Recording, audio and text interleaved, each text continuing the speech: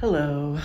I want to address something that's been on my mind lately, and it is the responsibility that comes with being in community with someone who is from a marginalized group.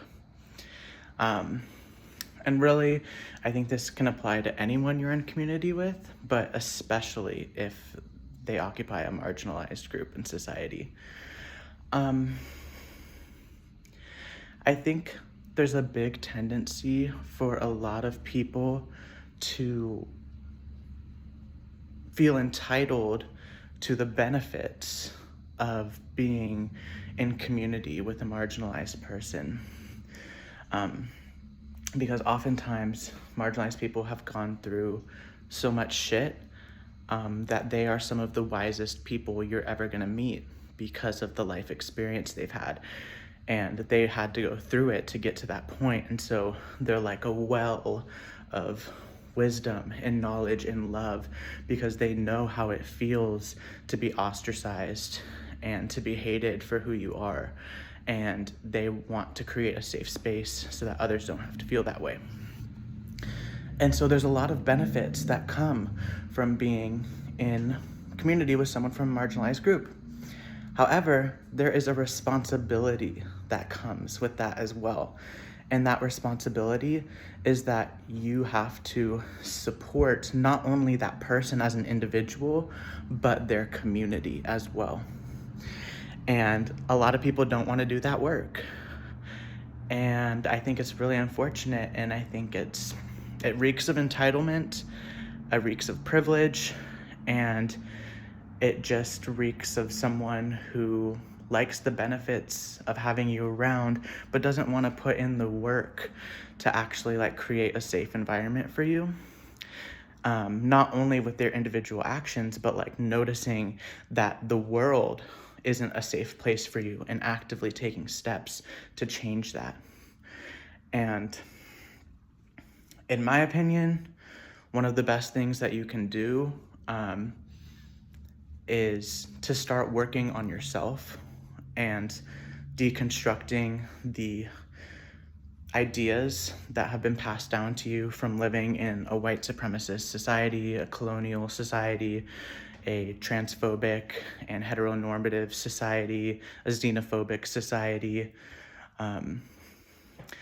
and working to separate what you believe at your core from what has been passed down to you and what you've been taught to believe. And it's hard work. It takes years. It doesn't just take years, it takes your whole life. It's a lifelong journey. It's never going to be done. You will constantly be having to work on this. And I get it that a lot of people aren't willing to do that work.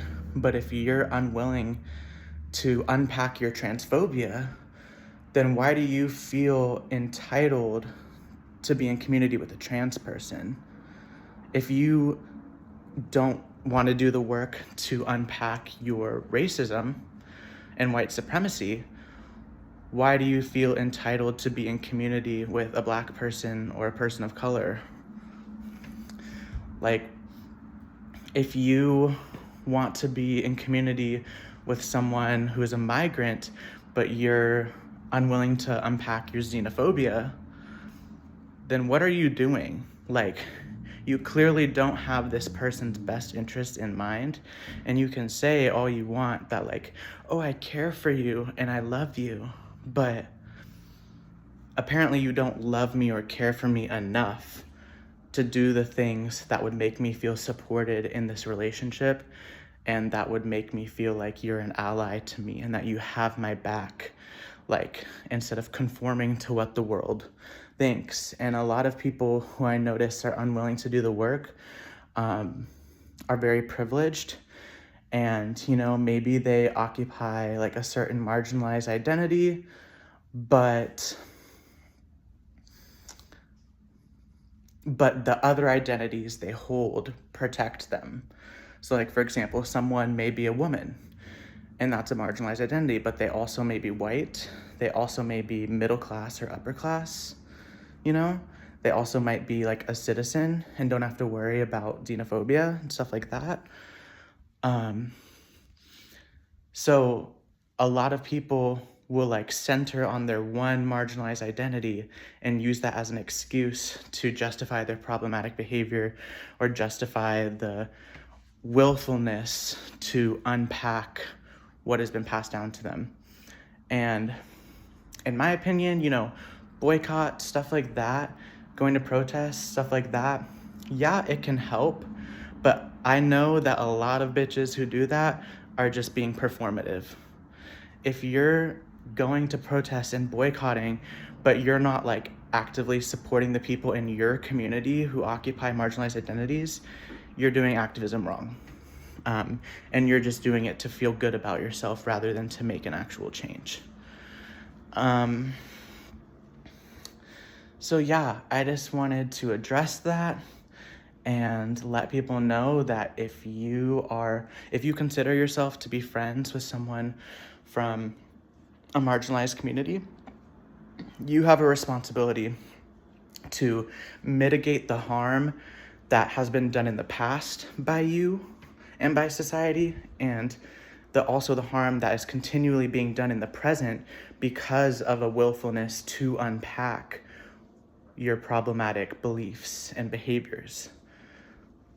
And you can't claim to love someone if you're not willing to work on yourself for them.